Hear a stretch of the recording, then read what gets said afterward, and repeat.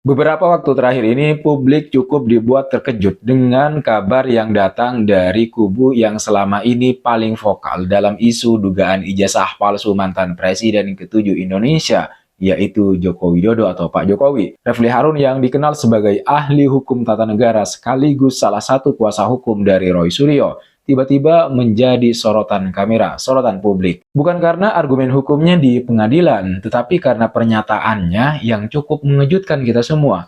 Ia memberi sinyal keras bahwa dirinya bisa saja mundur dari posisi kuasa hukum jika Roy Suryo memilih jalan restoratif justice. Pernyataan ini langsung memancing banyak pertanyaan. Apakah ini tanda bahwa tim hukum Roy Suryo mulai goyah? Atau justru pertanda bahwa strategi yang selama ini dibangun itu mulai kehilangan arah. Untuk memahami situasi ini, kita perlu melihat gambaran besarnya terlebih dahulu. Kasus tuduhan ijazah palsu terhadap Pak Jokowi sebenarnya bukan isu baru. Ini sudah isu lama, tapi ya berulang-ulang. Tuduhan ini sudah berulang kali muncul di ruang publik selama bertahun-tahun. Namun setiap kali isu ini muncul, pola yang terjadi hampir selalu sama. Perdebatan ramai di media sosial, berbagai analisis bermunculan di YouTube dan podcast. Tetapi ketika sampai pada ranah hukum yang serius, bukti yang benar-benar kuat dan tak terbantahkan belum pernah muncul gitu ya. Nah, disinilah kemudian letak persoalan yang membuat posisi Roy Suryo semakin sulit menurut saya. Roy Suryo sendiri selama ini dikenal sebagai sosok yang cukup percaya diri dengan tuduhannya. Ia berkali-kali menyatakan bahwa ada kejanggalan dalam dokumen pendidikan Pak Jokowi, yaitu ijazahnya. Pernyataan-pernyataan tersebut tentu saja memancing perhatian publik, perhatian masyarakat, terutama dari kelompok-kelompok yang memang sejak awal sangat kritis terhadap Pak Jokowi atau kebijakan-kebijakannya. Namun masalahnya dunia hukum tidak bekerja berdasarkan opini publik atau kecurigaan semata. Pengadilan ya membutuhkan sesuatu yang jauh lebih konkret. Apa itu? Yaitu bukti yang jelas, data yang dapat diverifikasi, serta saksi yang kredibel. Ketika sebuah tuduhan dibawa ke ranah hukum, maka berlaku prinsip yang sangat-sangat sederhana, tetapi sangat penting menurut saya, yaitu siapa yang menuduh, dia yang harus membuktikan. Artinya, beban pembuktian itu sebenarnya ya berada sepenuhnya pada pihak yang melontarkan tuduhan tersebut. Dalam konteks ini, posisi Roy Suryo sebenarnya sangat berat. Ia bukan hanya harus menunjukkan adanya kejanggalan, tetapi harus membuktikan secara meyakinkan bahwa ijazah tersebut memang palsu gitu. Dan itu bukan perkara mudah. Di tengah situasi yang sudah cukup rumit ini, muncul pernyataan dari Refli Harun yang membuat suasana ya semakin menarik, semakin keruh menurut saya. Ia secara terbuka menyampaikan bahwa dirinya tidak setuju jika kasus ini diselesaikan melalui mekanisme restoratif justice. Bahkan ia mengatakan bahwa jika Roy Suryo memilih jalan tersebut, dirinya bakal mundur dari posisi kuasa hukum. Pernyataan ini tentu menimbulkan banyak tafsir. Sebagian orang melihatnya sebagai bentuk konsistensi Refli Harun. Sebagai seorang akademisi dan praktisi hukum, ia mungkin saja ingin memastikan bahwa kasus ini benar-benar diuji secara hukum di pengadilan, bukan diselesaikan melalui jalur kompromi. Dalam pandangan ini, mundurnya Refli Harun justru bisa dianggap sebagai sikap prinsip. Ia tidak ingin terlibat dalam proses hukum yang menurutnya tidak sesuai dengan keyakinannya.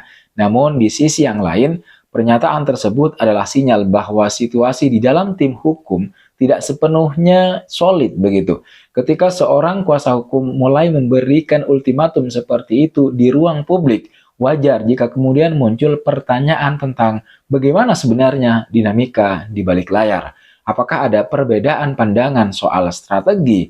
Apakah ada kekhawatiran bahwa kasus ini tidak akan berjalan seperti yang diharapkan? Bagi Roy Suryo sendiri, situasi ini tentu bukan kabar yang menyenangkan. Dalam sebuah perkara hukum yang sensitif dan penuh dengan sorotan publik, stabilitas tim hukum adalah hal yang sangat penting, krusial. Kuasa hukum bukan hanya berfungsi sebagai pembela di pengadilan, tetapi juga sebagai perancang strategi, penyusun argumen, dan penentu arah langkah-langkah hukum yang akan mereka ambil. Jika salah satu figur utama dalam tim tersebut misalnya memberi sinyal untuk kemudian mundur, maka secara psikologis itu bisa mempengaruhi persepsi publik. Orang mulai bertanya-tanya apakah kasus ini benar-benar kuat, apakah bukti yang dimiliki memang cukup untuk bertarung di pengadilan, atau justru sebaliknya, situasinya semakin sulit sehingga muncul perbedaan pandangan di internal tim. Melihat situasi ini, saya boleh katakan Roy Suryo ini tampak semakin terpojok. Bukan semata-mata karena tekanan dari pihak lawan, tetapi karena kompleksitas situasi yang dia hadapi. Di satu sisi, ia tetap harus mempertahankan keyakinannya di depan publik. Di sisi lain, ia juga harus menghadapi realitas hukum yang menuntut bukti yang sangat kuat. Sementara itu, pihak Jokowi tentu saja selama ini terlihat cukup tenang menghadapi berbagai tuduhan-tuduhan tersebut.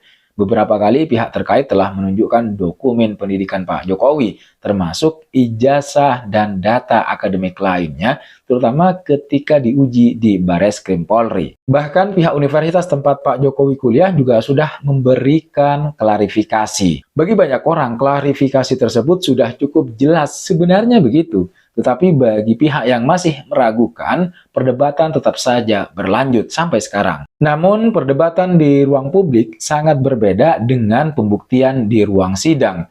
Di media sosial, sebuah teori bisa berkembang hanya karena banyak yang mempercayainya. Tetapi di pengadilan, hakim tidak akan mempertimbangkan popularitas sebuah argumen yang dinilai adalah kekuatan bukti dan konsistensi fakta. Inilah yang membuat kasus seperti ini seringkali menjadi sangat sulit bagi pihak yang menuduh.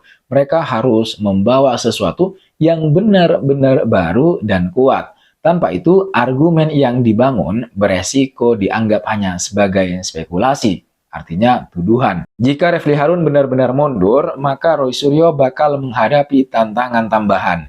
Ia harus mencari pengganti yang tidak hanya memiliki kemampuan hukum yang kuat, tetapi juga siap menghadapi tekanan publik yang sangat besar. Hanya saja catatannya adalah tidak semua pengacara bersedia terlibat dalam perkara yang begitu sensitif secara politik. Selain itu, mundurnya seorang kuasa hukum juga bisa mempengaruhi strategi yang sudah disusun sebelumnya. Setiap pengacara biasanya memiliki pendekatan yang berbeda dalam menangani sebuah kasus. Ketika terjadi pergantian, seringkali strategi juga harus disesuaikan kembali. Proses ini tentu membutuhkan waktu dan energi tambahan. Di sisi yang lain, publik juga mulai melihat dinamika ini sebagai bagian dari drama politik dan hukum yang lebih besar. Isu ijazah Pak Jokowi bukan hanya soal dokumen pendidikan.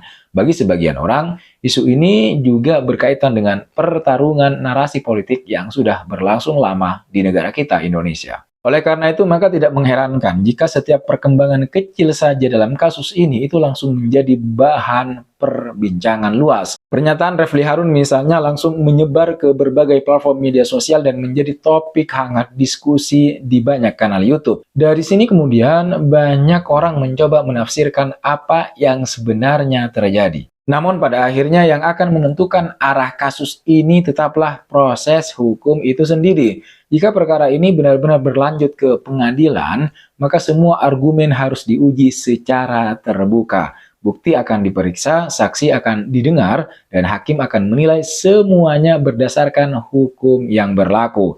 Bagi Roy Suryo, ini adalah momen yang sangat menentukan.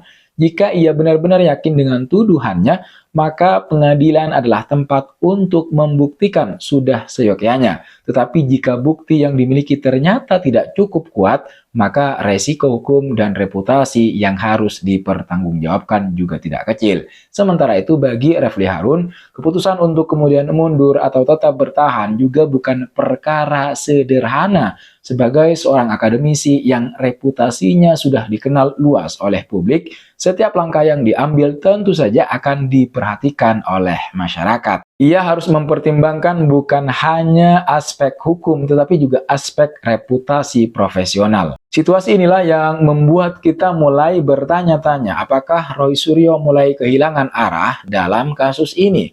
Apakah strategi yang selama ini dibangun mulai menemui jalan buntu?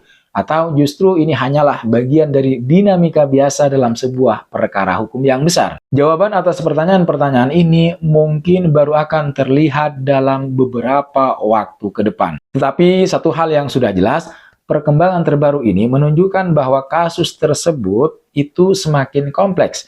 Ketika seorang kuasa hukum mulai mempertimbangkan untuk mundur begitu, itu hampir selalu menandakan bahwa ada sesuatu yang sedang berubah dalam dinamika kasus. Bagi masyarakat, semua ini tentu menjadi tontonan yang menarik sekaligus penuh tanda tanya. Tetapi bagi para pihak yang terlibat langsung di lapangan, ini adalah pertarungan serius yang menyangkut reputasi, kredibilitas, dan masa depan mereka di ruang publik. Apakah Refly Harun benar-benar akan mundur?